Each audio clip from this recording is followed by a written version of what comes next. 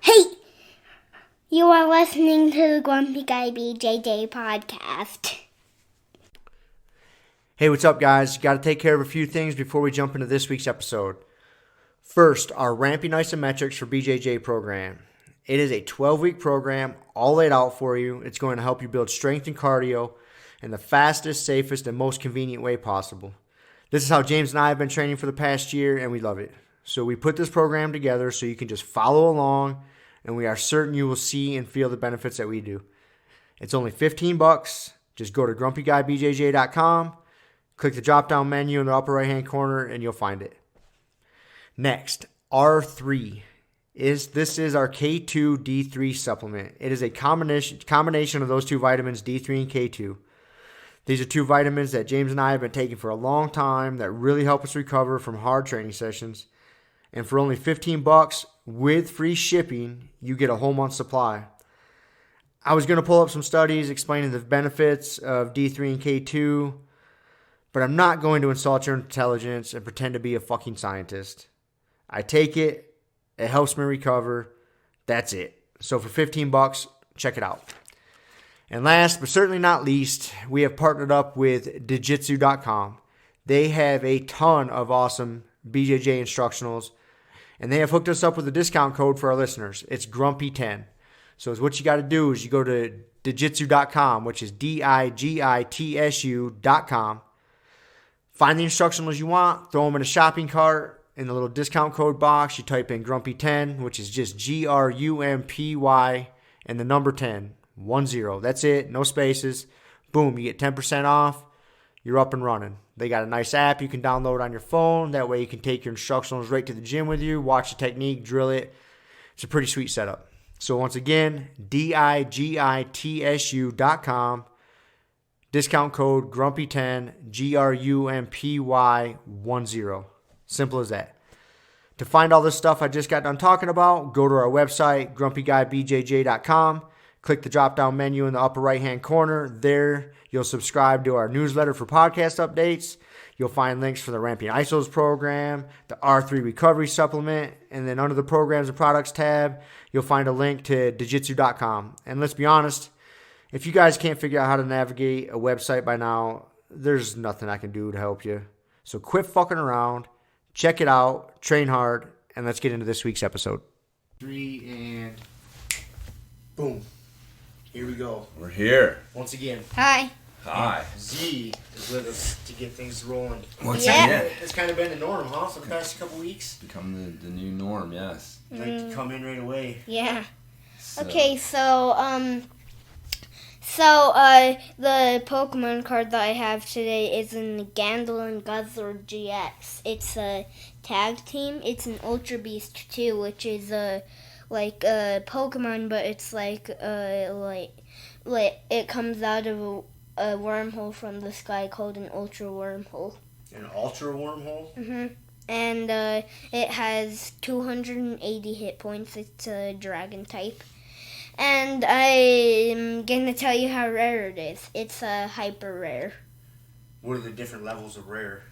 So it's a rare, ultra rare, and a hyper rare. Hyper rare is the most rare? Yeah, so this is a hyper rare, and then Dragonite. My Dragonite GX is rare too. Sweet. I mean a hyper rare too. Cool. And its attacks are Jet Price, which does 180 damage, and I think it's Jet Pierce. Jet That's the best one. What's that one? Pierce. Which one? That attack. That His one? ability, yeah. Okay. What does it say? So it's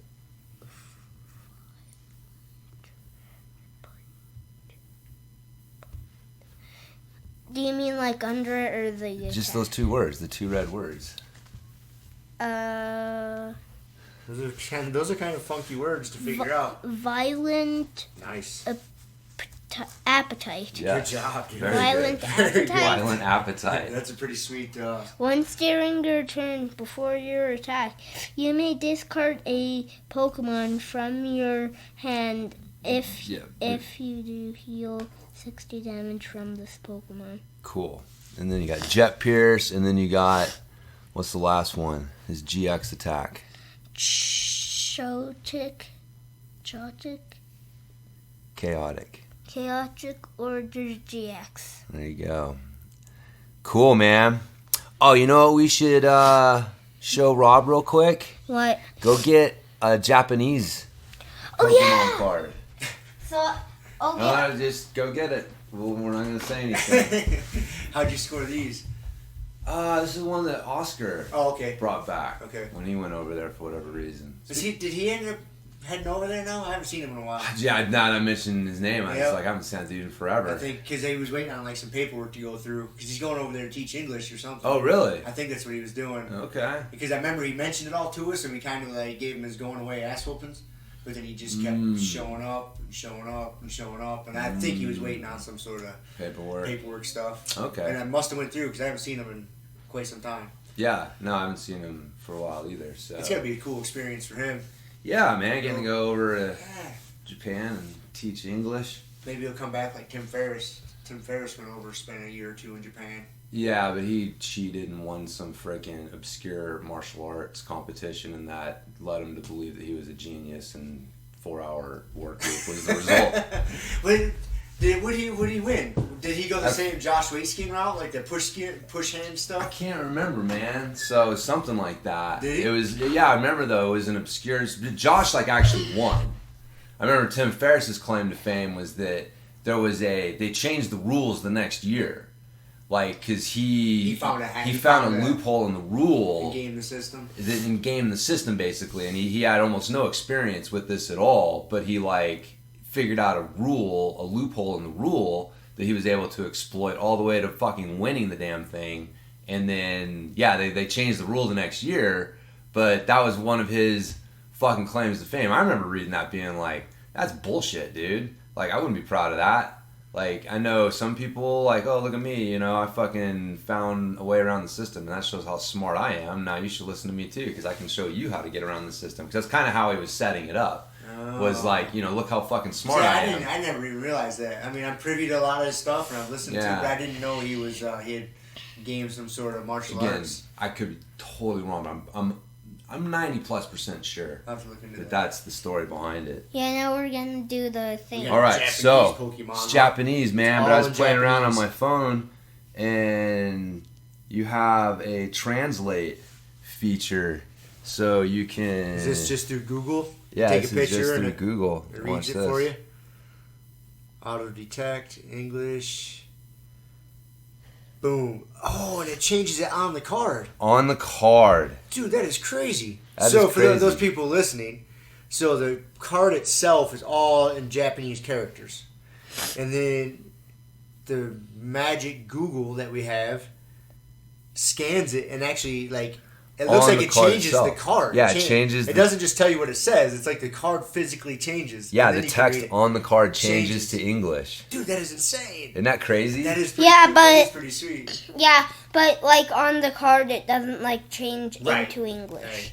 Yeah, that's pretty sweet, man. So yeah, we had fun yesterday trying to You guys just learned that? I was playing around. I don't know what I was doing. What was I doing? Oh, I was trying to look up. Use the Google Lens because he likes to know how rare these things are. And then Dad said that he would look it up. So then he did, and how rare Gardevoir GX was. So then he said that, and then he saw that there was So then he saw that there was a Japanese A, and then then he saw that there was an translate. So then he was gonna see if it could work. So he told me to get a Japanese card, and then he scanned it to see. Yes. Thanks for recreating what we just said. So don't play on his phone. This is his phone, and he's using that as the backup recorder, man. So. Okay, so if you're going to come in here, you can't touch that one. All right? You shouldn't be touching people's phones, period. But, yes, I was scanning it with the Google Lens, because you can do that. Just like hold something up and hit a button, it'll fucking pull up. What do you want to buy it? What do you want to know about it? And then I saw the translate thing. I was like, man, I wonder. And sure enough, sweet, man. Because it's almost like the augmented reality. It is augmented reality. It is. That is exactly what it is. It changes the reality that you're seeing through the phone. You're looking through the phone. It's different. It's in English on the phone. That's pretty sweet. Yeah. I didn't think it would work like that. I had no idea. All right, buddy. We appreciate it. Okay. You can head on, man. Okay, and also I'm just going to tell you how rare the Gardevoir GX was. All right, tell us. A hyper rare. Hyper rare. All right. Excellent. Okay. Thanks, dude. Bye. Bye. Bye, buddy. See you in a bit. Love you.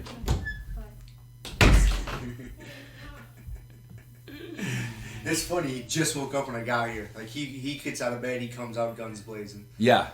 Yeah, literally. There's no, like, warm-up. There's no warm-up. There's no warm-up, ease into it. In the mornings, on the weekday mornings, he has to have some warm-up time because he doesn't want to take a shower right away. Because then that means he's getting to school, right? Well, it's just he doesn't want to take a shower. And so, like, you know, he gets up on Saturdays and he doesn't have to take a shower right away. So he can come out guns blazing and no one's going to call him on it. Like, oh, go get your shower out of the way.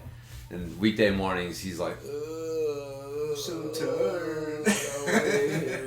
It's tough to get out of bed. And it's like, all right, we'll give you a few minutes to pull yourself together, and then you got to go take a shower. You know what I mean? But if we'd be like, oh, you don't got to go take a shower, let's go play. All right, let's go. So he knows how to play the system, man. He's playing the system. You know, it's like, what Z are you getting usually depends on what's his angle. Yeah, what are parents making him do at this particular time? What does he really want? Yeah, what does he want? What are the adults making me do? Yeah. How do I need to behave? How do we rectify this? The incongruities within these things. It's not matching up. What I want to do to what the adults want me to do don't match up. I gotta figure this out. Dude, this thing leaves some yellow marks. Yeah, it does. It'll, yeah.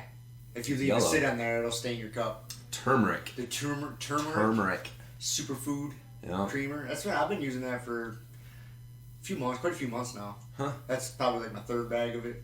Dude, watching Simpsons, Marge was cooking with some turmeric. It's like season 1 or 2. Really? Yeah.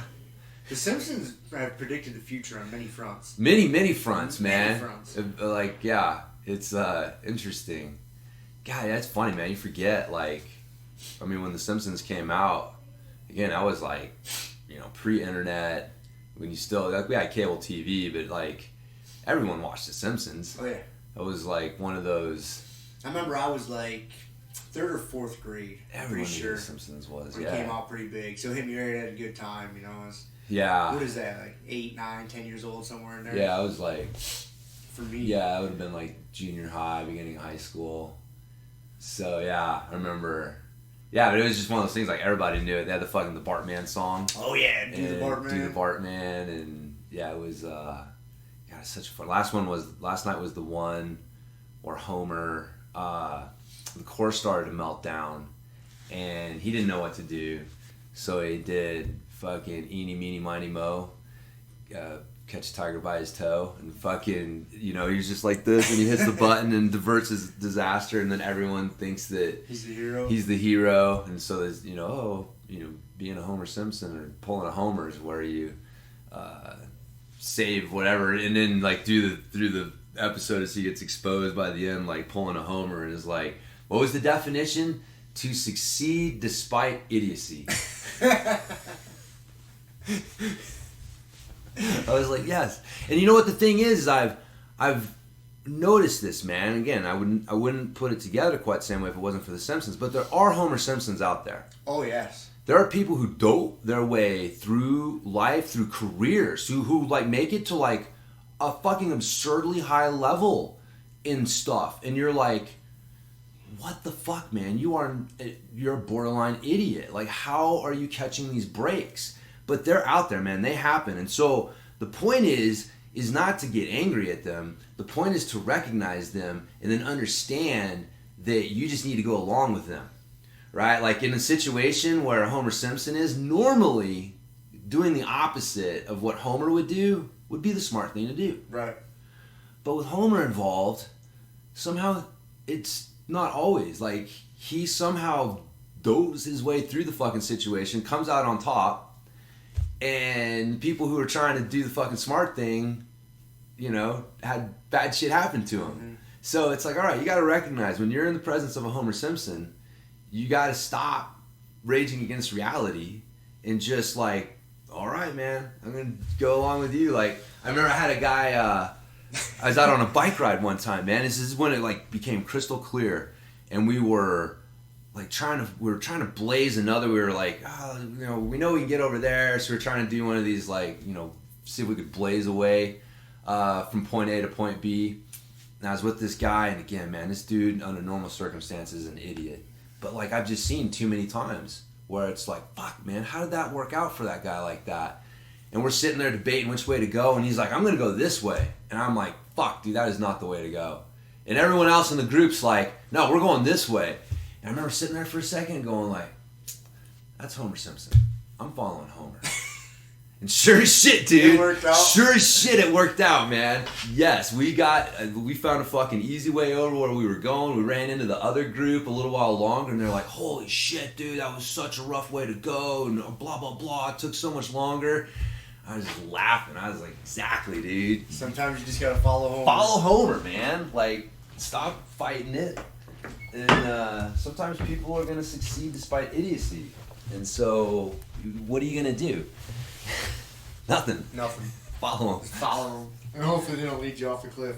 Yeah, exactly. Because Homer has done that too. And that is always a possibility. That is a problem. At the end of it always works out for him.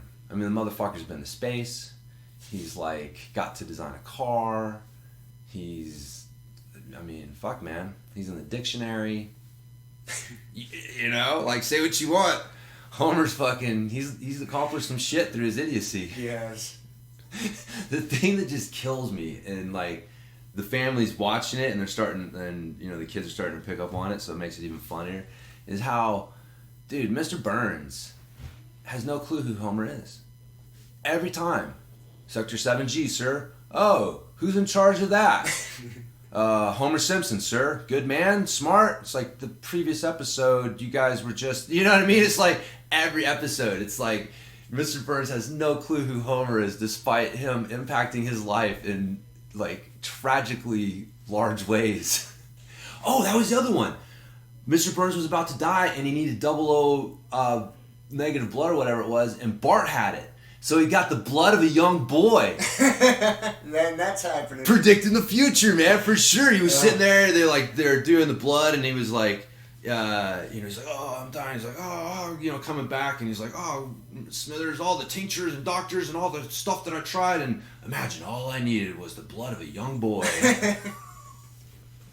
I was like, oh my God, man. Again, predicting the future. That is frightening. So, yeah.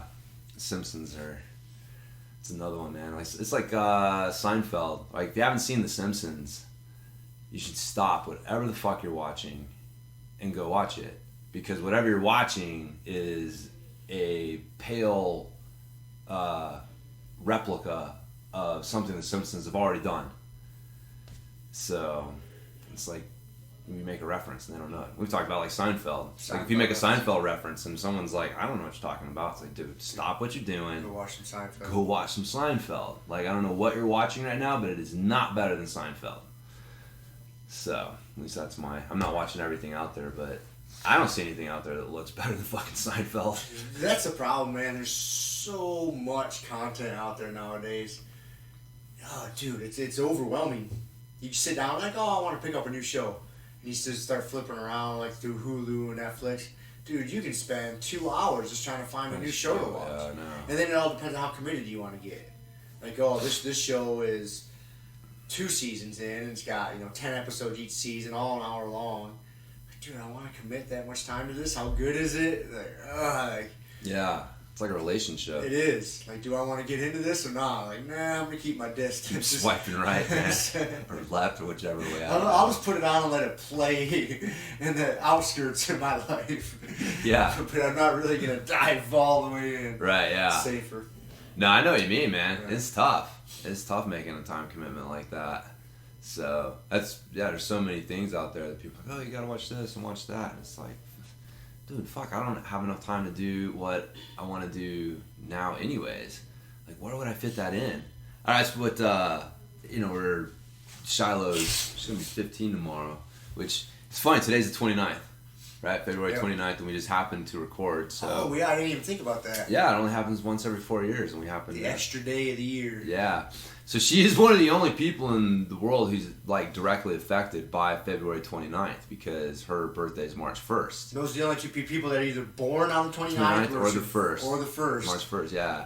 So, yeah, she's like, today would be my birthday if it wasn't for this, That's crazy. I never thought about that. Because I actually went to high school with a girl that was born on February 29th. Me too. A kid, and I remember asking him, like, what do you do? But technically, when you're only like 4 years old. Right. Yeah. It's like, but if you were born on the 29th, like, when would you celebrate your birthday on a regular year? Would you do it on March 1st or February 28th?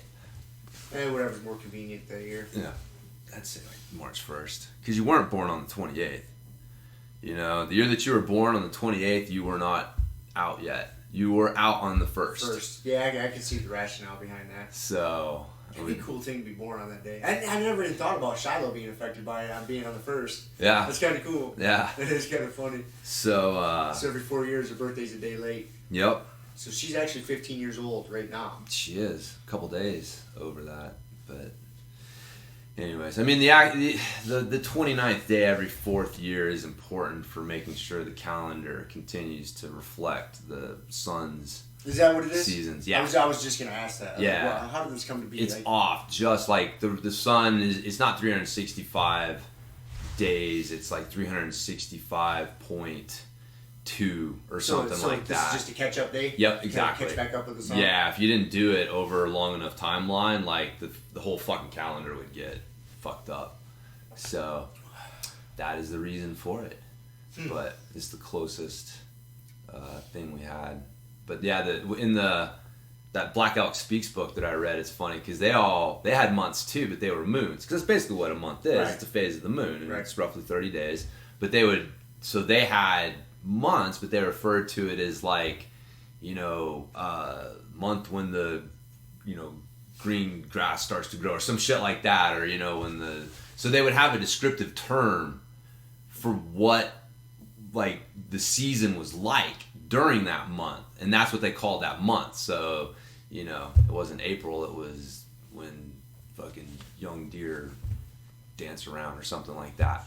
But it was funny, it was interesting. It's like, so they had like, they told time, like they knew how old they were based on seasons. They knew there were 12 seasons, and so, but we just put a fucking number on it and made it more precise so that we can charge money. So we can monetize. We can monetize time. That's all it is. You can monetize it. Yeah, but anyways, no, I was talking about Shiloh. She's turning 15 tomorrow, and she's getting older. She's getting a little more freedom, and so she's, she wants to watch shows. All of her friends watch shows, and I guess like one of the shows that the one, The Office.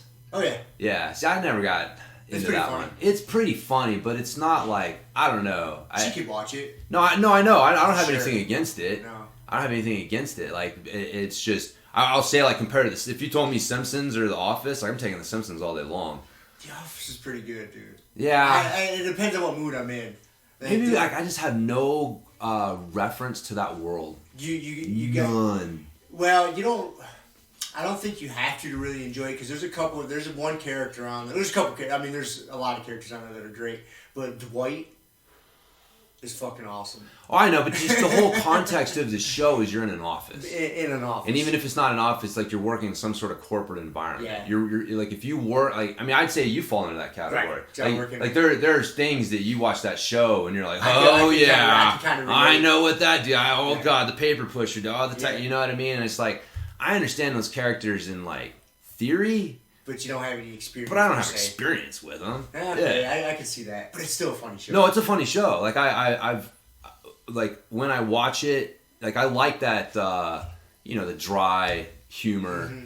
Mm-hmm. So it's like I appreciate the show, but I think that's my problem with it. Why I have a tough time like getting into it is I'm just like, dude, this is retarded. Why don't all of you fuckers quit? Like, what are you doing? Dude, one of the reasons I like that show is there's times where you're watching that show where like the one character Michael does shit that's so awkward and uncomfortable that like you feel a little uncomfort while you're watching the show. Yeah. Like, it does. It makes you twinge. Like, oh my, like it's weird. You get this weird like biological feeling. Like, oh my god, that is so. And it's just a show, you know? But it's so awkward. Like, oh my god, this is so terrible. Yeah. It's funny, man. No, I don't have anything against the show. I think it's probably funny. But my point is that if she watches that, like, there's not an infinite amount of time during the day, right? So right now, she's getting through her 24 hours, and it does not include an hour plus of watching The Office or some other show. And so if you decide, okay, well, I'm going to do this now. I'm going to start watching more TV. I'm going to start watching more shows. Like, what's sacrifice? Yeah, where's that hour going to go? What are you replacing with it? Is it sleep? Is it art, practice? Is it, like, what is it? What do you, because it's not free. Yeah. There's a cost for it. To add that in, it's going to cost you something. And so, and I've, she's an amazingly talented artist. Like, ridiculous.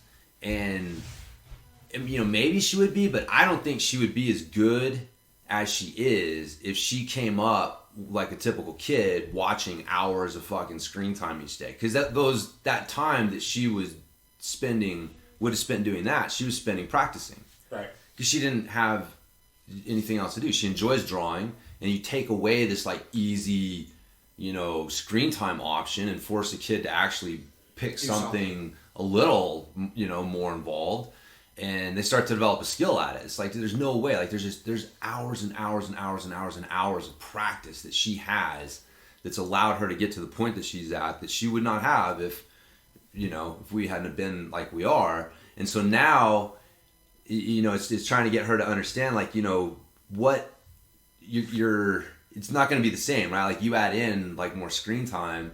And then, okay, you decide, well, I'm going to practice my art as much, but I'm going to sleep less. Well, that's a cost there. Like, your art's not going to be as good there. It's like, your art will be affected by this choice.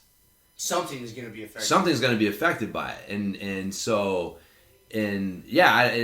the thing. Like, it's trying to get her to understand that the downside of it, right? Because, like, that's not how people don't think about that. They're just like, oh, I want to do this, and they don't actually think about, like, okay, what is the opportunity cost for this going to be, and what's the impact going to be, and then, like, oh, that's not good, like, that's negative. Like, that's how, like, you and I avoid eating fast food, right? In the moment it tastes good, but when you sit back and you think about it, you're like, oh, wait a minute. Well, there's that, and there's that.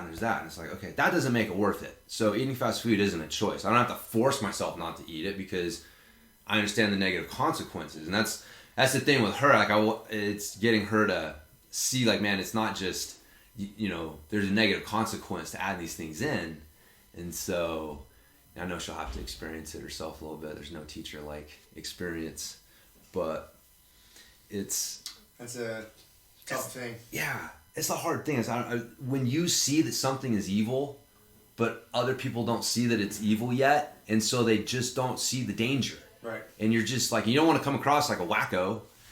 And then, like, you and I, as much as I like to rage against it, we, you've expressed to me, we are not normal. We are seen as wackos by a lot of by quote-unquote normal people. Oh, yeah. Extremist. Yes. Yeah. Mm-hmm. No, for sure, man. But it's not, like, in the way you and I see it, it's like, no, we're not wackos. We're seeing it how it is. Yeah. Like, we're not painting a picture like, oh, if you do this, then the mothership's going to come and we're all going to wear our purple Nikes and drink the Kool-Aid and be lifted away. Like, we're just calling it like it is. We're not going extreme. We're not being wackos about it. No. We're dealing with reality. No. That's we're being adults. Like, that's really kind of been this epiphany that I've had with, like, we were talking about last week how Shiloh's friends, like, there's a good percentage of them that don't have a bedtime, and which is crazy, that's right? Crazy. Like, we were like, back when we were kids, if a kid that didn't have a bedtime, that was like, you had bad parents. You kind of Right. felt bad for them. You're like, ooh, bad home life, huh? And now it's like not abnormal. But it's just you have a bunch of adults who don't want to act like adults. They don't want to eat like adults. They don't want to sleep like adults. They don't want to regulate their phone and their screen time like adults. You know, they don't want to act like adults. And your job as an adult, if you have a kid, is to teach them how to be an adult. And so, But when you're not being a good adult, you teach them to be a shitty adult. yeah, and you're just instinctively like, you don't want to, like, you know, there's a hypocrisy there, right? Why are you going to tell your kid to do something that you're not going to do?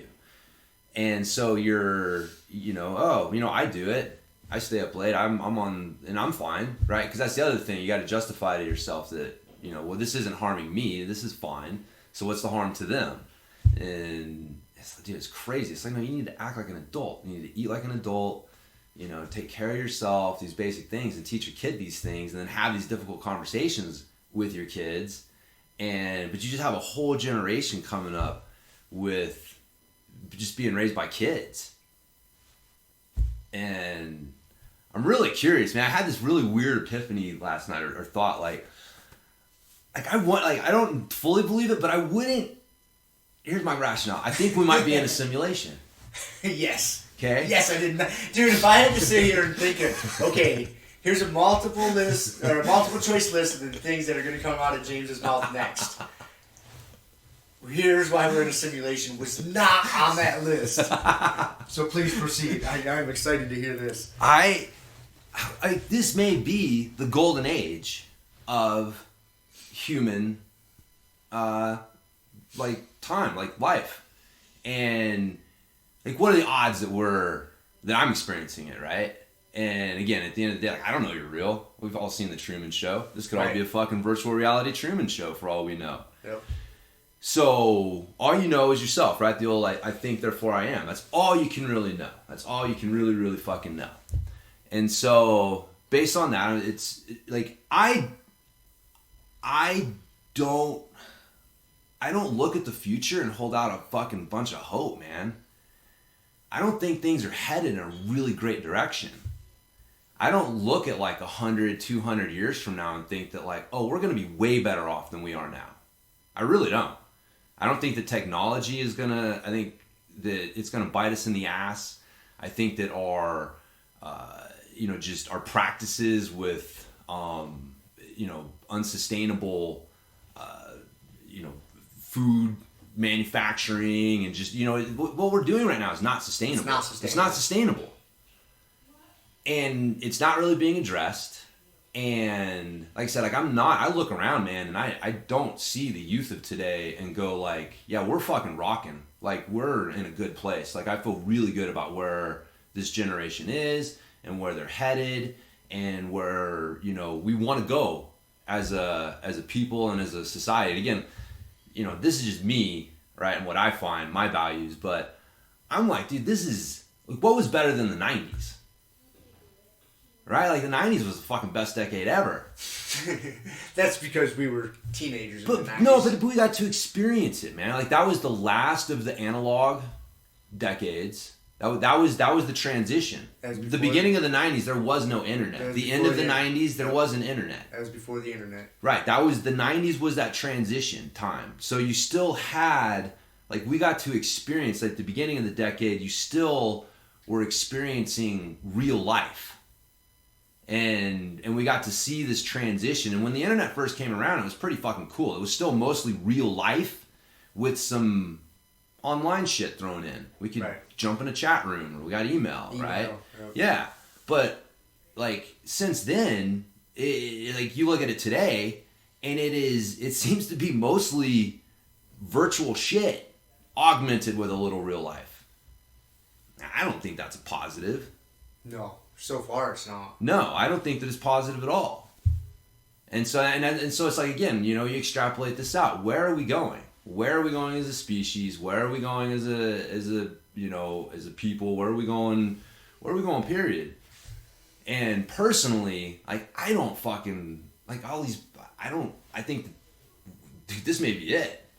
We may be experiencing the pinnacle of human existence, right? Like 100 years ago, 200 years ago, we could have died of polio and fucking some, the Spanish flu or what, you know what I mean? Like, today we got the coronavirus, which is, okay, it's not good, but like, dude, that is nothing compared to the pandemics that have swept nations and this planet before, right? So we're living in this really weird time where just 100 years ago, surgeries, medicine, everything was just radically different. And we live in this just comfortable little pocket, right? That like our ancestors could never imagine. But this comfort is creating something that I don't think is we're good. not going to be ready for.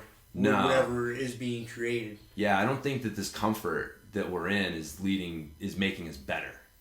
It's interesting. Because you get to see it because you have a teenage daughter. So you get to see other teenagers and then their parents. You're getting to experience it. So it's shaping the way you think. Like I don't, being that I don't have kids, I have a very outside, perspective of it. Yeah. Yeah, I deal with people at work, and customers, and I can extrapolate because I see how these, like, for example, because I basically have like two groups of people in my life. I got my jiu-jitsu people and all you guys, and then I got my coworkers, really. Yeah. And completely different group of people. All my jiu-jitsu friends and family is like, we're not normal for the most part. And then you got all my coworkers, which are quote unquote normal, and what the rest of the world is like. And I just see them, and I can just imagine as how they're parenting their kids and what. Yeah. Like, okay, you are allowing this for yourself. This is your behavior. I see your laziness on a regular basis, and you kind of trying to cut corners and just be a lazy fuck all the time. Like, this is how you're living your life. This is the example of what a good, responsible adult should be. Yeah. And I can only imagine what you're letting your kids get away with at home. How this is going to shape them.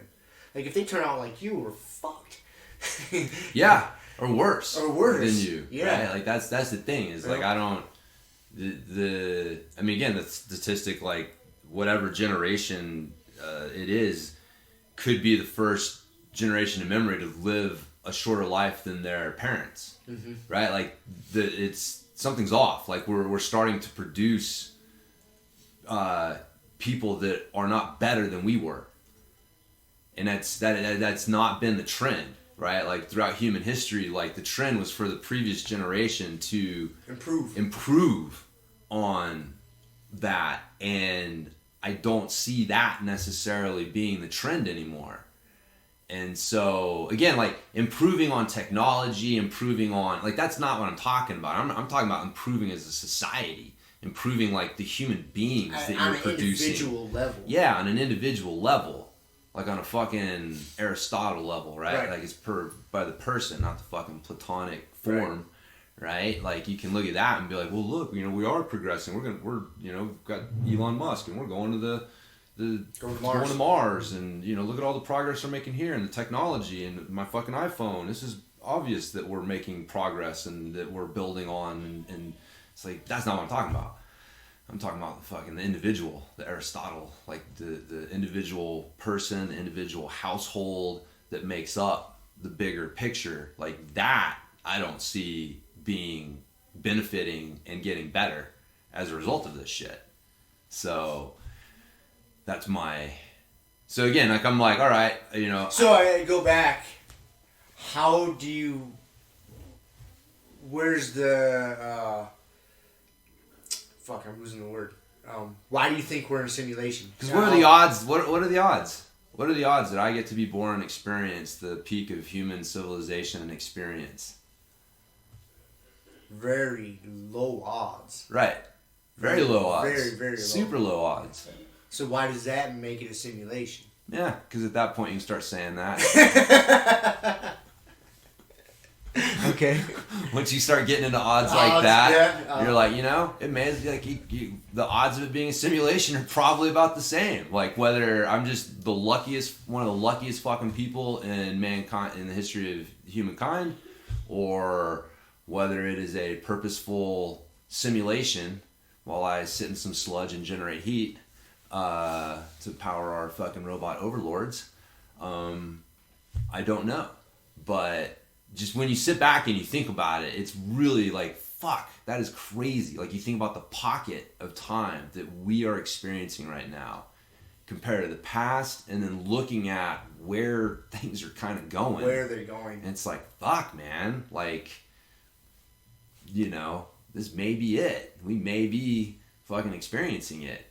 And I hope not. Like, ultimately, I have faith that, you know, things always correct, right? Like, I'm sure this discussion has been had by many an adult. Well, you know what's funny is, like, I've brought up this point of view that you're expressing. I've brought up on more than one occasion, and you always will be the counter argument. Like, you'll always be like, no, like, we'll course correct, or we'll be like usually a little more positive. Like, I'll come in a little more pessimistic. I think that we will, just because we have no choice. I just, you know what I mean? I don't, and again, like, you can't help but judge things based on the morals and the truths of your society. What you're seeing, what's going exactly. on, hands-on. Exactly. What's being tolerated. I mean, if you were to show, like, some Plains Indian in, you know, the fucking early 1800s, our life, and said you want to trade, they'd be like, no. Like, according to, like, what I find important, according to my morals and values, like, that life is hell. Like, being trapped in a house and all that shit. No, fuck no. I want this. This is what I want. So I'm sure that in 100, 200 years, you know, just what people's morals and values and what they hold important is going to be different. And so they're not going to look at their society through my eyes. Yeah, through your lens. Yeah. So, but it's kind of like what was it? A Brave New World. Yep. That was basically one of the themes there, man. You pull somebody who has a completely different value set out of, you know, one environment, and then put them in a completely foreign environment, and it will literally drive them fucking crazy. Like, they can't rectify how, like, everything that you guys think is great, I think sucks ass and is literally killing me. And they just can't understand it. So, you know, we're just the last of the noble savages. And to think of us as being noble savages, it's, to me, it's a stretch of the word noble savage. No way, man. No way. It's I don't know, at all. I mean, if you were to take, I'd say, dude, they fucking took and plopped you down in, like, some high society Paris fucking hootie tootie event. You gonna tell me that they wouldn't be looking at you as a noble savage? Oh, look who we brought from the Americas. Rob, come over here and say, look, he can talk. He's so advanced for their kind. He's so advanced for such a, look such at a primitive being. Yes. I mean, it's in certain circles, man. We're already that. Yeah, that is true. But yeah, if they fucking appeared, you know, in a time machine and said, hey, let's take you forward 100, 200 years from now, like, I bet that's what we would qualify as. We would be looked at as, like, Indians back in the day. It's possible. That's why I want to be an early adopter of that Neuralink. When Elon comes out with it, man, I'll be a test monkey for that. Drill a hole in my head, plug it right into the fucking internet. Let's go. Let's see what happens. See, I just don't. As long as, I can't do it because I've seen Star Wars and I know what implants can do. And all of a sudden they can. Well, I see a lot of Black Mirror, and the theme of all the Black Mirrors are basically don't let the government or companies put shit in your body. Yeah, it's not gonna end well. It's a pretty common theme. It's a very common theme in movies, Black Mirror, whatever. Yeah. Yeah, fuck it, man. Somebody's got to do it. I've had a good run, man. I've been at this for 40-something years now. I just can see them like they're building an army. They're gonna flip a switch. Everyone's just gonna like fucking start fighting for Elon. Yeah, whatever. Turn on your government overlords. Fuck it. The free country of Musk. I'm game. Okay. If they got a sign-up list, an email list to be an early adopter, put me on that thing. They're probably using that list as the first list of people to not give it to.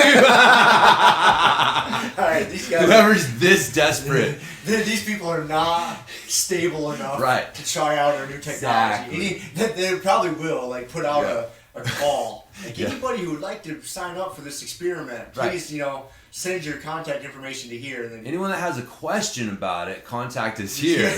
Those are the people. Those are the people we want. We want to make sure that, we want to do a little Everybody else that's just all right, let's do it. Yeah. Those are definitely the ones that don't get to do it. Yeah, that may be something else. They do the placebo. They're we implanted you with something. They knock you out, put a little slice in your neck. In your fucking in your head or something.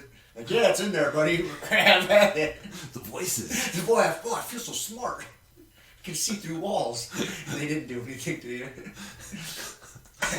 That'd be kind of funny, man. That'd be interesting. I wonder if they'll do that. It seems like a good movie. It does. That would be interesting. Placebo neural links. Yeah. Side by side with the real neural links. You fucking nanobots. You think you got superhuman strength. They didn't do shit. Jump out the window. Oh, fuck. Yeah. So, anyways. I don't even know how the fuck we got on that. Who knows? Who knows how we talk about most of the shit we talk about? I don't know, man. So, anyways, let's see. You got some notes for us? I got a note or two. Oh, man, I was looking around on the internet this morning, and there's a town in Switzerland that is going to have to be evacuated for a decade because there's a giant ammo dump from World War II nearby. And that they just discovered or something? No, they've known it was there, but I guess apparently it's just they have to deal with it. They've got to do something with it. They've just been ignoring it for now, and they're like, all right. Monitoring or whatever. We got to dig it up. We got to deal with this. Yeah, so they got to get it out, but it's so unstable. They're saying it could take up to a decade. So could you imagine being told you got to fucking evacuate your house for a decade? What? So I get to come back and continue. It's not like you can sell it. You know what I mean? Right. No one's you can't sell it. So yeah. What do you do? You still got to pay taxes on it. What? Yeah. What do you? What do you do? What do you do with that thing? I'm trying to think. If they came into my neighborhood, be like, all right, you got to move. You can come back in 10 years. What? What? Yeah. What am I supposed to do? How on earth? I mean, luckily they're giving them a few years' notice, but yeah, it's. I thought that was just insane. I've never even heard of something like that. How would you mentally deal with something like that if they came and told you you got to evacuate your neighborhood? Okay, cool. Let me go grab a bag. No. For 10 years. More than just a bag. Yeah. Evacuate for 10 years. That's what it was. That was what caught my attention is they used the word evacuate for 10 years. And I'm like, I don't believe that's an evacuation. An evacuation is a short-term thing for a short-term problem. Dude, if you're relocating people, at 10 years, most people probably aren't going to come back. After 10 years, you're going to establish your life somewhere else. Yeah, something. What the fuck are you going to do? Yeah. I just, that's, like I said, I don't even know how I would wrap my mind around that. But it is weird to think about. You try to put yourself in those shoes. Yeah. What would you do? Here's this house that you can't sell, you can't do anything with. You can't do shit with it. It's yours. You got to hurry up. I would probably hurry up and set fire to it before the insurance company knew what was going on. And collect on it, and then bounce. It's too late now. It is a little too late. It's in the news. By the time it gets to Fox News, it's right. It's. But I'm going back a few steps. Yeah. Hopefully I had some heads up. Well, this ammo dump's been there for a while. Apparently in 1947, and part of it blew up already and killed 9 people and took out a few houses. So, yeah, I don't know where it is in the town, but it is. Town square. Yeah. Middle of town. Under the fucking statue of Jebediah. They got a memorial. Yes, to the on top of it. World War II memorial on top of it. Fuck, man. Yeah, that's a interesting scenario. So just thought I'd share that with you. Yeah, I was thinking about wars and stuff the other day. Yeah, because you think about World War I, there was a beginning and end to it. Yeah. World War II, there was a beginning and end to it. And then if you look at the middle of these wars we've been in as a country for how many years now? 20, 30 years. The war on terror is like the war on drugs. Right. And dude, we're actually at the point now to this quote-unquote war on terror to where there is sons over there sons and daughters over there serving in the same war that their dad is still serving in. Yeah. That's how long has been going on. Yeah. Like, what? Like, what are we doing? Yeah, 19 years, man. It's fucking bananas. It is bananas. It is bananas. Well, there's no... I mean, I gotta be honest with you. After I'm reading this book on the Cherokee Nation and just their whole... how they ended up getting kicked off their land and the whole Trail of Tears thing. And, man, I gotta tell you, like... yeah. Our government does not have a super long history of good foresight and just like having a real fucking plan on how to deal with. Or let me stop you and go conspiracy theory. I think they might have a plan because they frame it and they put it in the news as this war on terror. Right, the way they frame it. But it's bullshit. It could be all bullshit. Is they see us, as we've talked about before, as you know, this path we're on is not sustainable for the amount of people and our current technology and energy resources. What we're doing right now is not sustainable. And so they're hedging their bets, like, oh, there's a lot of natural resources here.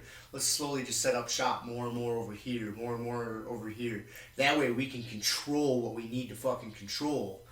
Yeah. It's basically the Indian Wars, man. Yeah, that's what the Indian Wars were about. That's where I was thinking. I don't know why I let my brain go down this rabbit hole the other day, because that's what I kind of speculated maybe our government's doing. And like when we came over and stole all this land from the Indians, we're kind of doing the same thing on a global scale now.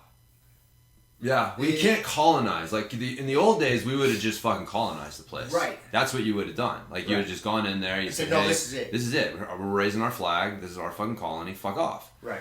And you can't do that today. That's frowned upon. On a larger scale. But just period. Where can you do it anywhere? It's just so fucking frowned on, man. I mean, even China's got to like respect the whole Tibet thing on some level. You know what I mean? Like they're not just so yeah, you got to play these other games. Yep. You got to play these like, all right, well, we can't just go in there and take over, but we need to be able to exert influence because they control. They have shit we need. They have land that has something that we want Yep. and need, and not having control of it is a national safety issue. Right. And so, yeah, but they just don't. It's the same thing as like with the Indians. Like they just don't. The government does not understand who they're dealing with. Like they're trying to operate like they're dealing with other politicians like them. Right. Exactly. And just not understanding like the makeup and the mindset and like this is not gonna end the way you think it's gonna end, and then just like a refusal to backpedal and admit mistakes. And things like that. So, it's a combination of all of it. But it's like, what's the impetus for ending it? You know what I mean? Like it's not like Vietnam where you just got like giant rallies back at home, like bringing the boys home and all that stuff. And money, like war creates jobs. That's an economic driver, and so. Yeah, it's this country's been at war pretty much constantly since the beginning, man. Yeah. We're always looking for a fight. Always. It's a weird thing. Yeah, it is a weird thing, man, and that's one of those things you look at. It's like it doesn't seem sustainable with not being able to actually resolve the issue, which is, dude, it's fucking crazy. I mean, the issues I don't even know how you resolve them. That's the problem, right? Like, the issues, especially, like, in that area of the world, like the Middle East, Pakistan, India, Afghanistan, I mean, that whole fucking swath it's suffering from being colonies for so long. And then, like, after World War II, they like Iraq and Iran, like those countries didn't exist. Like they were those maps were drawn up, and it was basically the Allies like splitting up the Middle East, and so that's how you end up with like like again, it's funny, man. It is so much like it. Like in the beginning of the book I'm reading, they showed you had the United States map and you had the Indian map. And the Indian map was based on your tribe. Mm-hmm. This was the land that belonged to this tribe. And this is the land that belonged to this tribe. And this is the land that belonged to this tribe. But then the white man comes in and he needs, this is fucking Georgia. Let's draw some boxes. I'm going to draw some boxes. And Georgia just happens to intersect a quarter of Cherokee land and some of the Creek land, you know what I mean? And so they're drawing their map. You have the United States, and that's exactly what happened in the Middle East. Is like you ask those people, "What's your map?" And it's based on tribe affiliation, but they got this other map forced on them, saying like, "No, this is the map. You guys are all Iraqis now. You guys are all whatever." And that's not how they operate. It still is not how they operate. It still is not how they see the world. And we're just keep going along, forcing it. Like forcing it. This is the way the world. This is the way the world works. We can't to go back. I mean, again, how do you unravel that? How do you even begin to unravel that situation? But it was created by a complete misunderstanding of who you were dealing with and the consequences of trying to change that, force your way. Yes. Your view of the world upon them. Yes. Thinking it's going to correct. Right. Dude, it's so funny, man, as I'm thinking about it. Because Andrew Jackson was like, one of his things was there was a battle, it's called the Battle of Horseshoe Bend, and anyways, there was like a band of rebel Creek Indians that he was trying to, get under control. Anyways, after they won and they did the treaty or whatever, the peace treaty at the end, and they had to surrender land. And it was funny, man. He got in trouble a little bit because he had his friend do the surveying, and then he was strongly suggesting like where the line should run. Make sure you run the line to include this, this, and this in this parcel of land. And then that's exactly what happened when they were drawing up the map of the Middle East. Is like, we got to make sure, well, I need this oil field and this oil field and this oil field. And you get this one and this one and this one. And we get this resource and this resource and this resource. And you draw boxes around these fucking resources. And that's your map. I drew boxes around the resources that I own. And now the people that are in those boxes just have to fucking learn how to deal with it. Yep. And then when it became not cool to be colonial like that, and you had to fucking turn over the government to those boxes, it's fucking chaos. Because the people inside those boxes are like, wait a second. Well, we don't fucking like each other. We don't want to work together. Like, why are you guys forcing this on us? Just because these match your boxes. Like, your boxes mean nothing to us. And yeah, it's the exact same thing. It's the exact same thing. We're fucking dealing with it in the 1830s, man. Mm-hmm. We learned nothing from it. It's funny that you bring all this up, because I was just thinking about this the other day, and I can't remember. Like, I don't know if I was scanning through the internet, and I saw an article about war or Indians or something, and for some reason my mind made that connection. I was like, man, we're really just trying to do the same thing. It's real estate, man. On a global scale. Yeah. It's not just coming over here and taking over North America. It's North America now trying to do the exact same thing they did to the Indians, just on a much larger scale. Yeah. And I'm not smart enough on global politics and natural resources, and there's a lot of, but just there's some parallels there. Yeah, no, there are. I see it more as us trying to keep the fucking lid on top of a boiling pot that we helped create. Yep. It's not even that we're trying to take over. You know what I mean? Like, we're not trying to take over. Our interest is to make sure that pot doesn't boil over. Yeah, we created the problems. Yes. But now we're barely trying to turn the heat down on that burner. That's what it seems like more to me. Like, but it is the same thing. Is that like this real estate has value to us for whatever reason. In this case, our own creation. We need to make sure that our influence is still exerted and respected, and what we need out of this place can still function, because otherwise it bothers us. Mm-hmm. And so, but it's our doing. And it's like I said, I don't even know how the fuck you unravel that. Like, you have to literally just step back and say, look, man, we've been fucking this thing up for the last who knows how many years.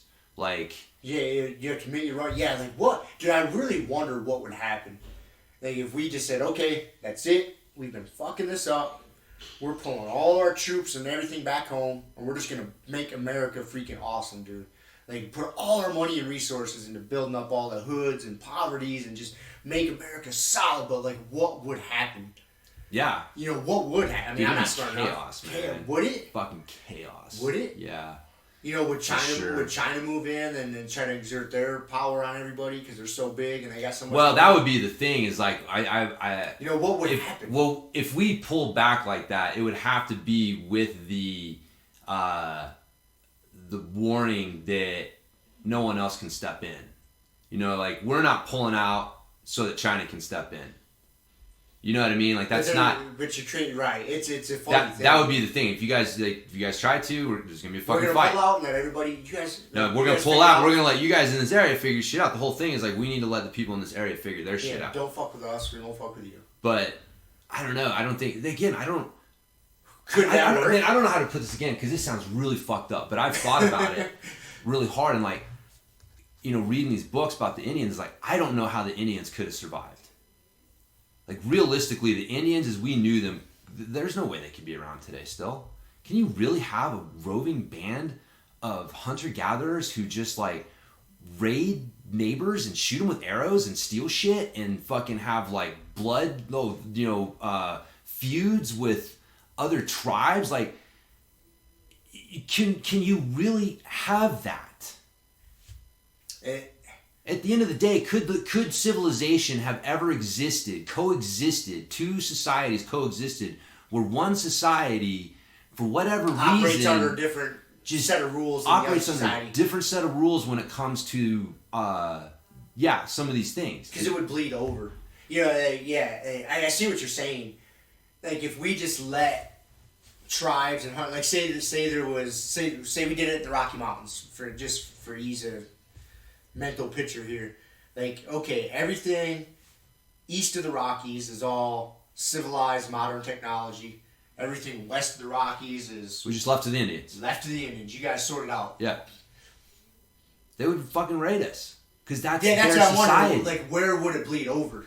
You know what I mean? Like, would you get a bunch of criminals from the modern side? You know, say, we got guns and shit. We're going to come over there and take shit from the fucking Indians. Exactly. That would happen. So you would have bad apples on both sides of the mountains. You would, man. But at the end of the day, it's you're going to have bad apples on both sides no matter what. But you have two societies that operate on a fundamentally different level. They couldn't coexist. They could not coexist. Like, if we found out that our bad apples were doing that, we would punish them. Right. You know what I mean? Like, for the most part. I'm not...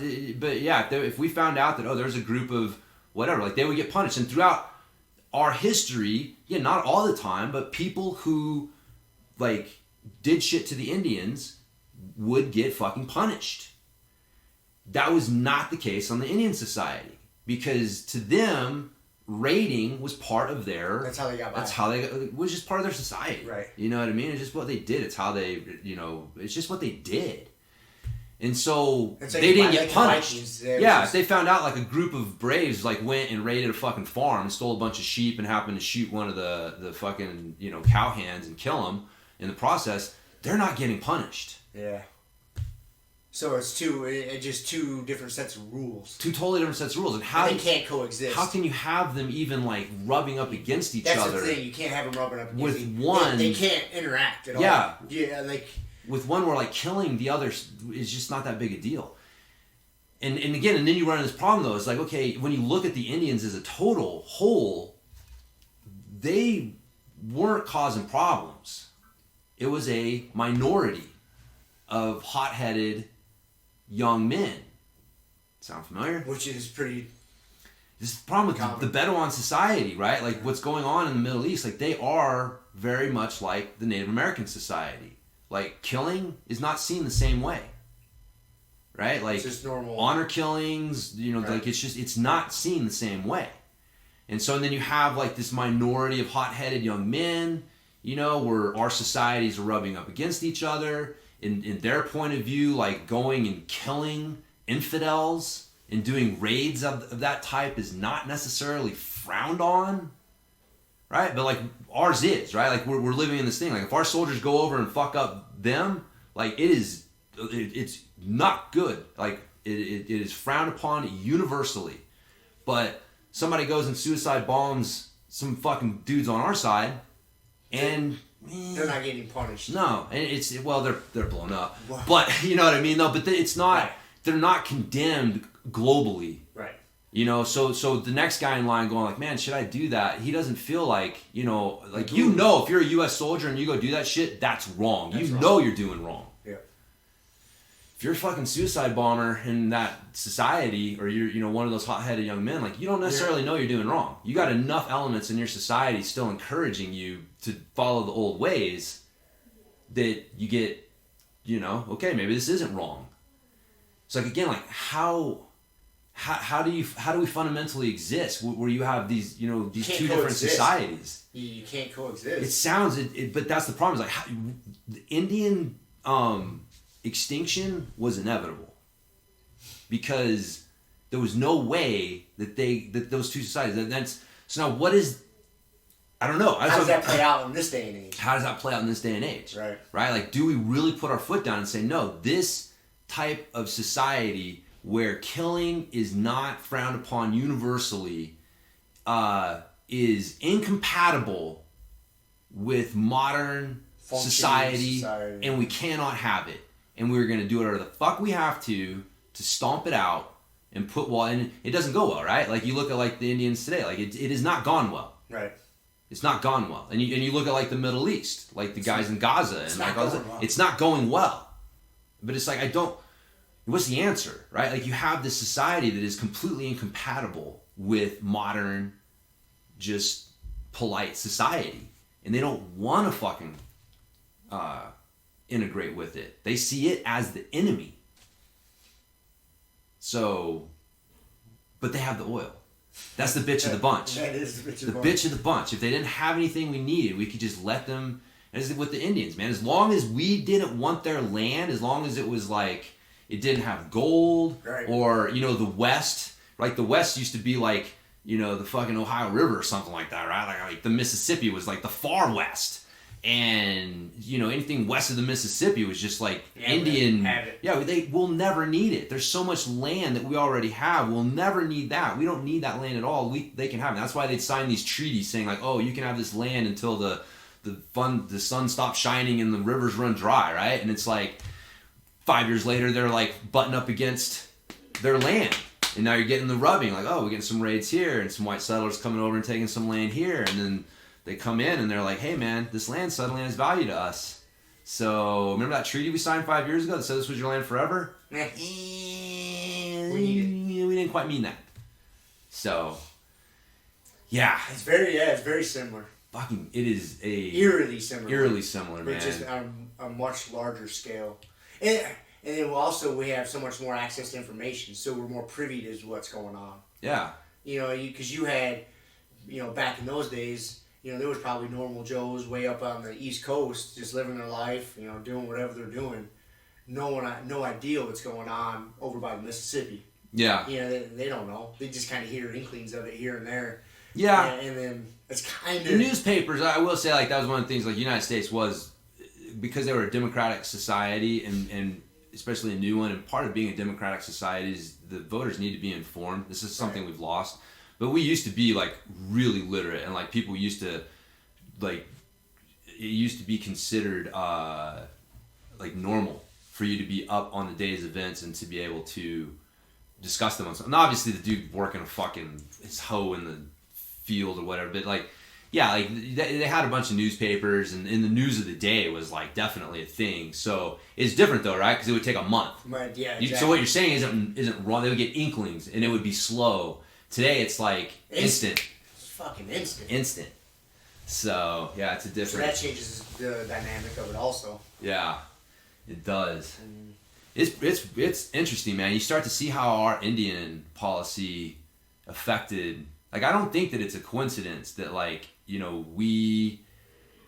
I don't know, man. I think there's a guilt that the nation and the government feels on some level over how all of that was handled, and the desire to go in and just exert heavy-handed force over an indigenous people it's just not something we want to do, you know. And it's like we gotta be their friends. I don't think there's a guilt on a government level. I just think... Okay, not a guilt. I guess PR. They know it plays badly. Exactly. Yeah, I guess that's right. That's what it is. That's more it is. They don't give a fuck. They have a PR guilt. Yes. That's what they got. It's an optics thing. Yeah, it's an optics thing.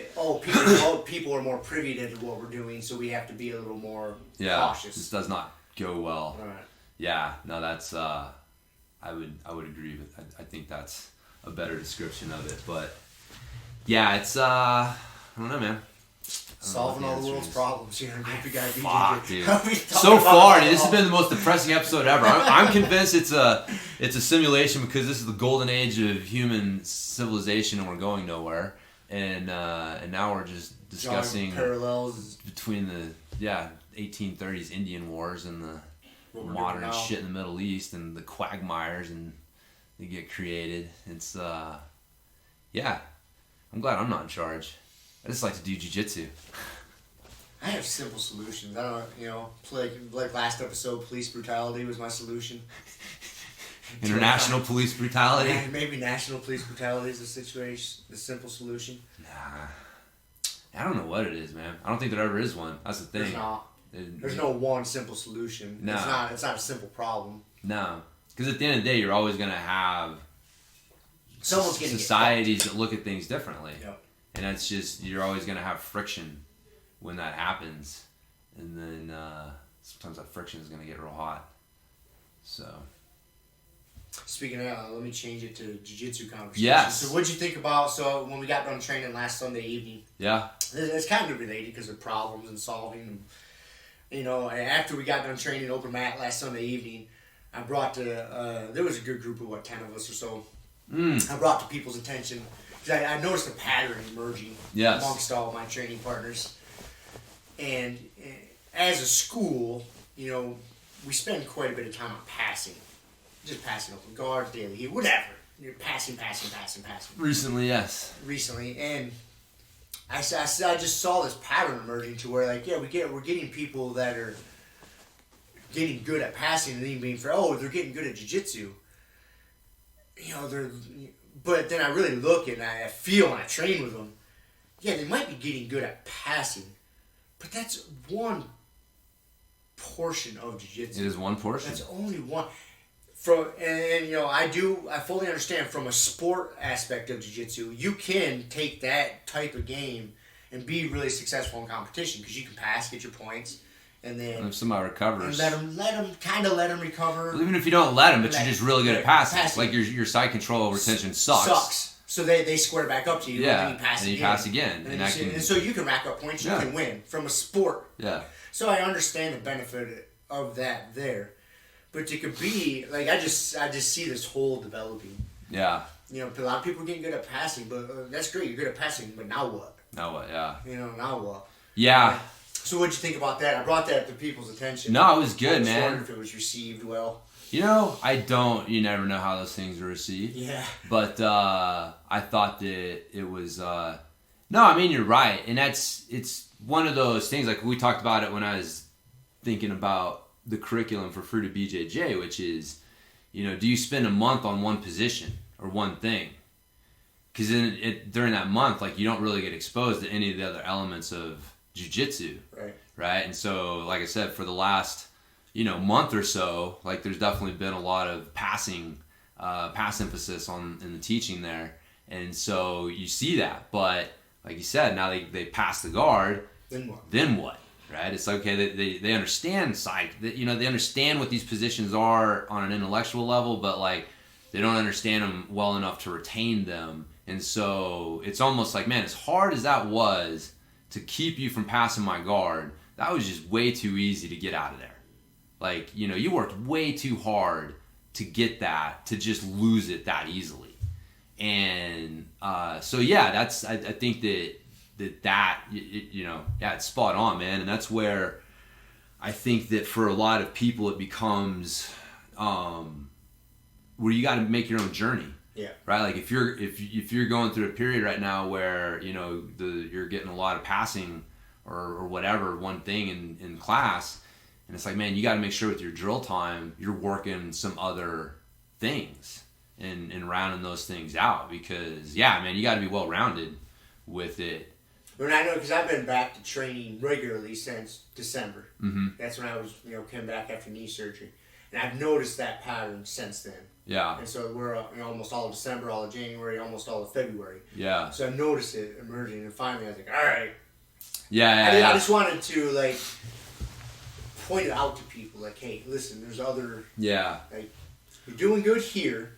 Yeah. So now let's evolve a little bit. I think... you don't want to get rid of it. No. But it's time to, focus on something else, possibly. Yeah.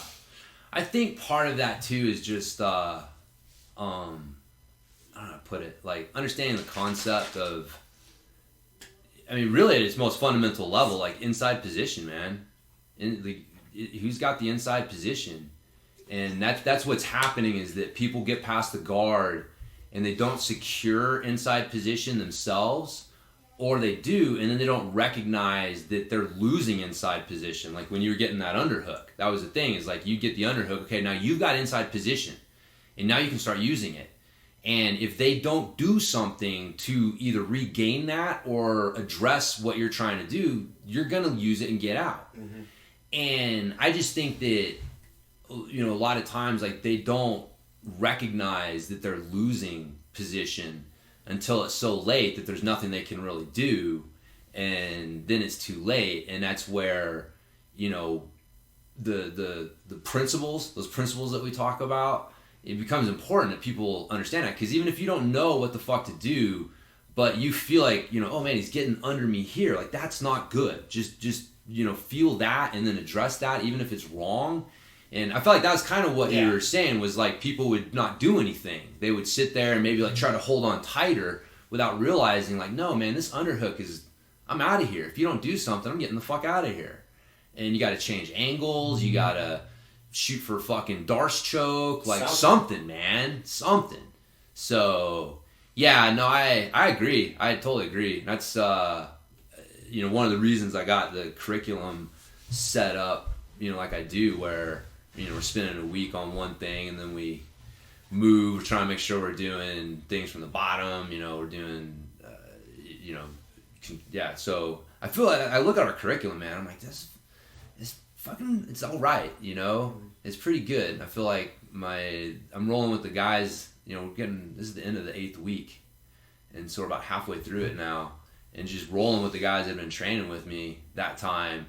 And it's just cool. You start to see them evolving, fight for an underhook, mm-hmm. or recognize a position or something, and so it's but yeah, you got to have some sort of plan for how you're gonna do that. But I agree, man. I think position, just people need to understand what the fuck are you looking for in a position, mm-hmm. and how to control it, and then how to maintain control. Because that's where your submissions come from.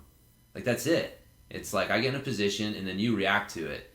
And then, my reaction hopefully will open up an opportunity for an elbow or fucking, something I can start working on a submission for. So, yeah. Dude, it's funny, man. The kids, you see that with the kids. We were, I haven't let them do submissions when we roll. And it's not because...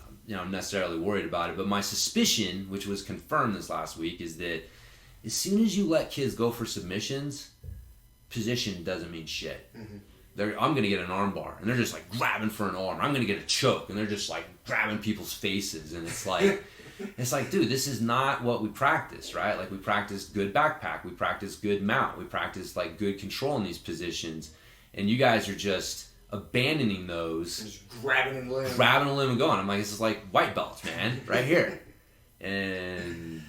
But so I think I'm gonna start limiting the submissions again, dude, because it was funny, man. We'd gone over backpack, back control, and then I showed him just how to do a rear naked choke just for fun. And then one of the kids is can we do submissions? And I'm all right, you guys know enough. We've gone over an Americana, we've gone over a few basic things, take it easy on your training partner. sure enough, man, I'm looking around. It's just like double face cranks from people with no hooks, right? I'm like, what are you doing? Get your backpack control. They haven't figured out how to connect them yet. No. They're just like, I'm getting a submission. Adults do the same thing, though. They do. Adults do almost the exact same thing. Yeah, they get greedy. I joke about it, man. Like, purple belts make a career out of white belts getting greedy. Mm-hmm. It's like, you got me in a bad position, and then you do something stupid. You fucking go for that armbar, and you just swing your leg a mile over my head, or you go for mount, and you just, like, try to step over, or just something, like, stupid. And now I recovered, and, well, thank you. That was easy. But, yeah, it's a difficult thing to get people to see. You gotta control those positions. Yep. So, yeah, man, what would... I bring that up because I think it's important for people to think about. It's good to have a focus, when you're drilling and training, but it's also good to know when you've taken it too far. And it's hard. It's when you're new, it's hard to know that. Yeah. Yeah, because... when you're new too, we've talked about it before, you start just kind of collecting techniques. You don't really understand the hows, whys, whens. Yeah. And you see that. And so I think it's important, for someone like myself or more advanced students to point that out to people. Like, hey, listen, you're kind of missing the big picture here. Yeah. You're at a point now where you're just collecting techniques again. Like, you gotta, why are you doing this? Where are the fights? The techniques will come once you know the whys. Yeah. And it's sorry, turmeric coffee, but yeah, I saw that because and also because passing the guard too, there's a lot of athleticism that can go into it. So you get someone that's real athletic and strong, the risk for injury goes up because and people are just a little reckless. And so I was just like, all right, man. I was just getting bored and I was getting annoyed. Like, all right, dude, here, if you want to pass the guard so hard just to get the side control, why not just take side control? Yeah. Fucking, you can start out with cross-face grips, whatever you want. Like, this will be better for everybody involved. And so I started letting everybody do that. And I was just seeing these holes, like these glaring fucking holes. Like, oh. Yeah, it's funny. I've kind of started doing the same thing, too, is just a strategy because to get them in, because it's so easy to recover, like that's how I get half guard. Yeah. Like I can't get half guard because they're running around or doing a thing. It's like, okay, look, man, start to pass. Okay, now there's my half guard. Now we can start doing some shit. Now we can do jiu-jitsu. Yeah, now we can do some jiu-jitsu. Now we can fucking do some jiu-jitsu. Yeah. No, I agree, man. It's a It's a fine line. It's a fine line. It's all part of the game. You gotta learn and evolve and grow and. Yeah, I mean, part of it is you got direction is definitely important. Yeah. And I think that's where like you mentioning something comes in, and I think that, man, I'll just say again, like I think that this is why having a curriculum, at least for the basics class, is important. Yeah. It's like, man, if you want to go over passing in the advanced class, if you want to spend fucking 3 months just hammering away on passing in the advanced classes, have at it, man. But like, people should have at least some resource, some foundational resource that they're able to go to and draw from, whether they're a beginner just starting out or whether they've been doing it for a while and they need to, hey man, great, I've been working on my passing a bunch, but I still need to work on my fucking side control escapes or my closed guard arm bars or whatever it is. So like, having that curriculum for that foundation for the basics class, I think kind of helps mitigate some of those things. Like we've talked about before, giving people those roadmaps. Yeah. Because that was another thing that, what annoyed me, that I didn't know, there was only a couple of you guys that would even come close to like trying to take my back. Like get the side control. Like, dude, I use side control. There's some submissions from there. But I use that to set up the mount or take the back. Yes. That's the way I see it. Like, it's just a progression. Dude, I felt almost nobody trying to... Like, I would make mistakes on purpose. Like, okay, I'm going to expose my back. Yeah. No attempt. Like, what is going on here? I thought like your sole purpose in life in jiu-jitsu is to take someone back and strangle the fuck out of them. Yeah, it's a good purpose. It's a good purpose. That's the way. Take their back, fucking strangle them, or mount and strangle them. Right. One of the two. One of the two. Those are the two best things, man. Yeah. If you make that as your sole purpose in jiu-jitsu, mount, strangle, back, strangle. Those are really good focuses, and it creates a lot of other shit in the process. Yes. And so I would present some of those opportunities, and I was like, what is going on here? Yeah. Why is someone not mounting and strangling me or fucking back and strangling me? Like, what is happening? Yeah. Learn how to advance the position Yes. from side control Advance. is super important. I guess Yeah. we spent this week on knee on belly. Like Yeah. that was the whole week was knee on belly, and I was like knee on belly. You use it for three things. You know, one, you're in side control and someone starts to turn into you real hard, and you can use knee on belly to flatten them back out. Yep. You can use it to set up some attacks. You know, there's definitely some attacks from there, but the main thing is going to mount. Mm-hmm. And it's driving that knee across and knowing how to control. And like once you know how to do it, it's like it's almost ridiculously easy. Mm-hmm. Like if once you get in the position and you know how to do it right, but it's doing it and it's knowing like, okay, this is what I'm trying to do. When I get to side control, like man, I'm looking for an elbow or my knee on the belly. Like that's, you know, if they've got their knees up and I can't get the knee on the belly, you know, and I'm doing this, then I start to like, okay, what can I do with the elbow? And then when I do the elbow, It opens up space for the belly. They can only focus on upper body or lower body. And so, yeah, if I can get one of those two things, I can advance my position. If I get a fucking figure four, like, dude, a lot of times I'm ending up on their back or something, going for the arm bar or coming in for the back.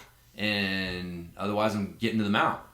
But if you don't know how to use that knee on belly position properly, you get lost. I think that's like this, you know, it's this, people know about it and they go over it once in a while, but like, if you don't really understand how to use it properly, then that's a big, giant part of advancing from side control and advancing your position is knowing how to use that knee on belly to control and advance and elicit responses and shit like that. Exactly. So, because if you get someone with really good side control defense, if they're not really forcing the action to try to get out of there, it could be difficult. Yeah. And so, belly is a good answer to that problem. Yeah. You can create some discomfort or whatever the case may be to create some opportunities. Yep. Yeah, man. That's good. I didn't know. No, I think it's. Hopefully, the message got across. Yeah, I think that it did. Fellow training partners. I think that. Yeah, I mean, challenging people, letting them know, like, hey, man, there's as a group, we tend to focus on certain things and then not focus on others, and so. That's good. Yeah, I think it's important because again, we really at the end of the day you point that out for a selfish reason, right? Because you want them to get better. I need some more challenges. Right? Yeah, it's like this is too easy, man. I need you guys to get better at this because like I want to get better at getting out of it. So. Then speaking of that, one of my plans for drilling today is there's something I always do in side control that I got to find a good solution so I can tell you guys a good solution to it because I do it all the time, and there's only a couple people that have done, like Randy was mauling it yesterday, but that's a different case. But most people haven't came up with a good solution. I know, and it's not like a great technique or great move or space, but I'm going to drill today. I'm going to have you do that, and I'm going to find some good solutions so I can show everybody, like, this is when I do this, fucking do this. Do this. Yeah. And it's going to shut that down. Yeah.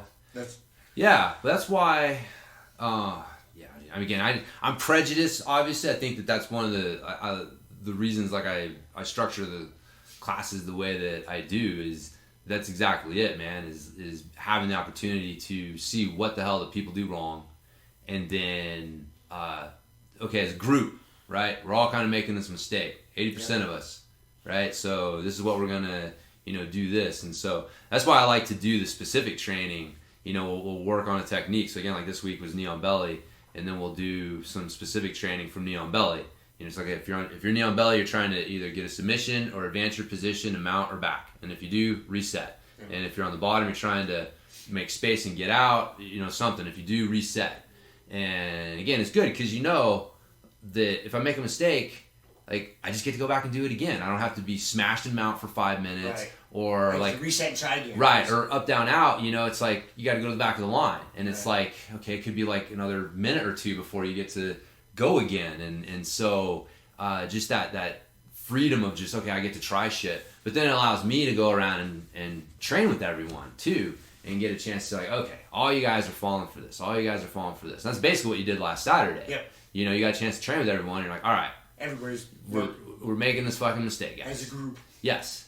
And I think that's important, you know, is a coach to do and make note of and have have those talks. Like that's coaching. Yep. Is identifying what people are doing, and I think that too. I like what you're doing, because I guess if I would say like any negative was I guess you kind of did, is like not telling people what not to do. Right. Giving them a solution. And so again, I think that's what you're trying to do. Okay, I need to be more positive, right? Like tell people do this, like don't do this. Right. Because I think if anything, last week it kind of came across a little bit more like don't do this, as opposed to do this. I think that was my frustration. It was, and it's hard, man. It's a fine line, and I'm not going to say it was 100% that, because you did say some things like change your angle, and you did point out some things to do. But the heart of it was kind of negative. Don't do this. Stop doing this, man. Like, recognize and do something. Mm-hmm. And so, but then giving them a positive, like, it's not don't do this, it's do this instead. Recognize this is happening and then do this. Mm-hmm. And then, that's coaching, man. Dude, I think that's so important in coaching. It's funny you bring that up, but I noticed that when I went on my backcountry skiing thing a couple weeks ago, our guide, we had some conversations throughout the day, because she's responsible for all our safety. Yeah. And there's times where we're out of earshot, so it's all like hand signals and pole signals. And she made the point of saying, listen, when I'm giving signals, it's always going to be positive. What I mean is do something. Like, I'm never going to, give you, don't go here. It's always going to be wherever I point or wave, that means do that. Mm-hmm. She's like, all my signals will always be positive, so there's no miscommunication. Yeah. I was like, that's genius. Yeah. When you're responsible for a group of people, in the mountains, there's no, she's waving, I need to pay attention to what she's waving. Oh, is she saying don't go here or go here? Yeah. Your life could depend on it, because you could end up in a fucking crevasse or over a cliff. So whatever way she's pointing, did she say not go? Was there a cross before that? Pointing over there. It's the same thing. Yeah. It's a positive. Well, it's in a positive direction. Just in those environments, especially, I'm sure you know this from snowboarding. It's like you don't look where you don't want to go. Exactly. I'm not like, oh, there's that edge. Don't go over that edge. It's like, dude, that's the surest way to go over the edge. Exactly. So you don't tell someone what not to do. You tell them, what to do. Focus here. This is where you focus. Yep. And if you do that, then it'll... But it's funny because, the thought is, well, if I tell you what not to do, and you don't do that, you'll do the right thing. That's not how it works. But it's just not how the human brain works, man. It's not how it works. It's not how it works. It's a negative... That was one of those things that Lenny Basham guy in that With Winning in Mind book kept pointing out, is that, how you frame things is so important. So, telling a kid what not to do is not... They're going to end up doing it. Same thing as... Exactly. You're almost planting that seed in their head. Yeah, telling them don't strike out is one of the surest ways to get them to strike out. Yep. Don't go out there and get fucking armbarred is one of the surest ways to get them go armbar, right? Yep. So it's like, what do you want them to do? Get them to focus on that process, and then, the other stuff will take care of itself. But it's just so much easier when you're, what not to do is so glaring. Mm-hmm. It's so easy to be like, stop, don't do that. Yeah, don't, give me so much space when you're doing that or whatever it is. But it takes a second to think about what would you do instead. Because that is the easy thing. You see the problem, and it's easy just to blurt out at the mouth, don't do that. This is the problem. But that's a problem-focused way of looking at it. It's not a solutions-focused way. It takes a minute to be like, okay, here's the problem. What do I want them to do instead? Okay, let's just tell them this. Yeah. It takes a minute to back up. Because your knee-jerker's reaction is like, quit doing that. What's the solution? And it's important, too. You have that same conversation with yourself. Yes. When you're training stuff, it's never like, don't, do this. Do this. It's like, do this instead. And, I find myself having to fight that. And it's like, yeah, like I have this habit of reaching across when people are starting to come around past my guard instead of fishing for the underhook. So it's real easy for people to backstep or do whatever to come around. And so I'm like having to think, like instead of thinking like, you know, don't reach for the far leg, it's like I got to think, go for the underhook. And as long as I'm going for the underhook, then the other shit works out fine. But yeah, it is funny, man. That is like a prime example. I was watching one of those videos, which I never got the review thing going. Well, you said they weren't ready. I don't know they're ever going to be ready, dude. I thought that was a pretty ambitious project they were trying to take on. I was a brown belt when they came around. That was the first year we went to Masters World as a group, and they were going around taking that crowd survey. Yeah. And that was the same people. It's the same people, yeah. And that was over 3 years ago. Yeah. Because I got promoted to black belt 3 years ago in February. And so that was like the August before then. So it's over 3 years ago. Well, dude, that was like January. It was supposed to be the end of January when I had my video in, and they're like, oh, we're not ready. It'll be ready in a few weeks. And it's like, here we are in February. And I still don't understand the business model, because for what they're charging, it doesn't make any sense. Like, because you look at like... Probably why it's not working. Yeah, you look at like the feedback that you're supposed to get from the coach, and the feedback is supposed to come within like 24 hours. And so... You know, I'm like trying to do the math in my head. It's like, dude, it's probably going to take about half an hour. I would say like half an hour, give or take, to do a video review the video, give the feedback, do all this stuff. Like maybe 20 minutes, but 20 minutes to half an hour. Mm-hmm. And it's like, what would you have to get paid for that to be worth your time? Like $20, $20, $30? And then you're only doing them a couple, you know what I mean? Like, it doesn't make sense. Like you have to do enough of that for it to be worth your time, because otherwise it's a pain in the ass. Yep. Like if you're just getting like 5 a week and you're making like another $100, $200, but you're every time that fucking little alert goes off, you've got I got 24 hours to get back. That's them saying you'll get your response in 24 hours is dumb. They need to be like, hey, you submit your videos, our coaches review them. And then they give you your info out on Sundays or something. You know, that way you give the coaches a week to review or something. I'd give them like 1 to 2 business days or something. Yeah, like a couple business days. So at least they're not like on the weekend. Yeah. But yeah, like I said, man, it's just as a businessman or myself, I'm looking at that and I'm like, dude, I don't know how that's working. But... It's not, apparently. Yeah, it's not.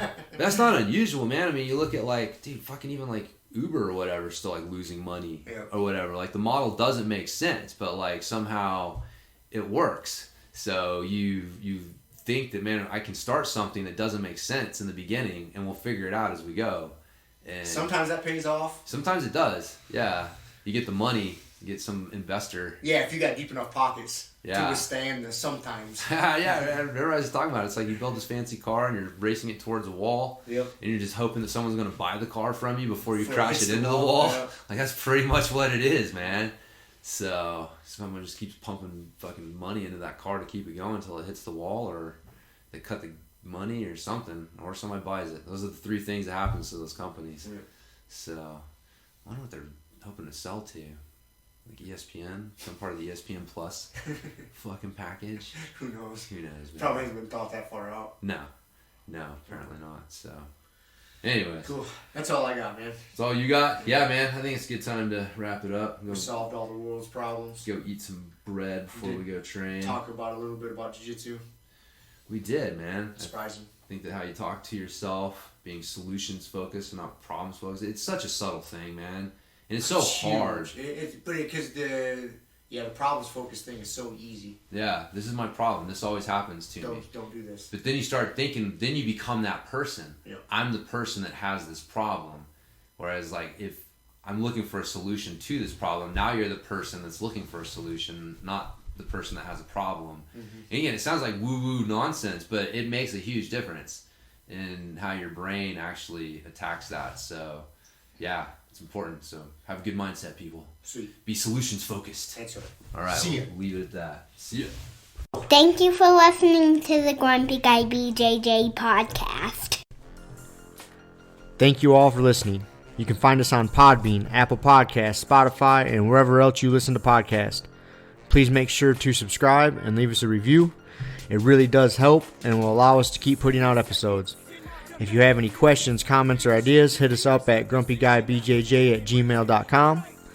Also, go to our website, grumpyguybjj.com, and get signed up for podcast updates and get our free BJJ Improvement Starter Kit.